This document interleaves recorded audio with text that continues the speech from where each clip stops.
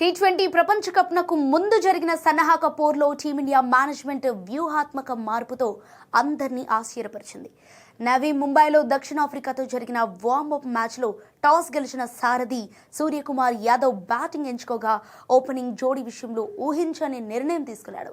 సాధారణంగా ఓపెనర్గా బరిలోకి దిగే సంజు శాంసన్ను కాదని యువ ఆటగాడు అభిషేక్ శర్మతో కలిసి ఇషాన్ కిషన్ను ఇన్నింగ్స్ ప్రారంభించేందుకు పంపాడు. వికెట్ కీపర్ కమ్ ఓపెనర్గా ఇషాన్కు ఈ బాధ్యతలు అప్పగించడం జట్టు కూర్పుపై స్పష్టమైన సంకేతాలు ఇచ్చారు. అయితే ప్రధాన టోర్నీలోనూ ఇదే దూకుడును కొనసాగించాలని భావిస్తున్నట్లు ఈ మార్పు సూచిస్తోంది. ఇక సంజు శాంసన్ స్థానంలో ఇషాన్ను ప్రయోగించడం వెనుక ఎడమ చేతి వాటం బ్యాటర్ అవసరం లేదా ప్రజెంట్ ఫామ్ కారణం కావచ్చని విశ్లేషకులు భావిస్తున్నారు.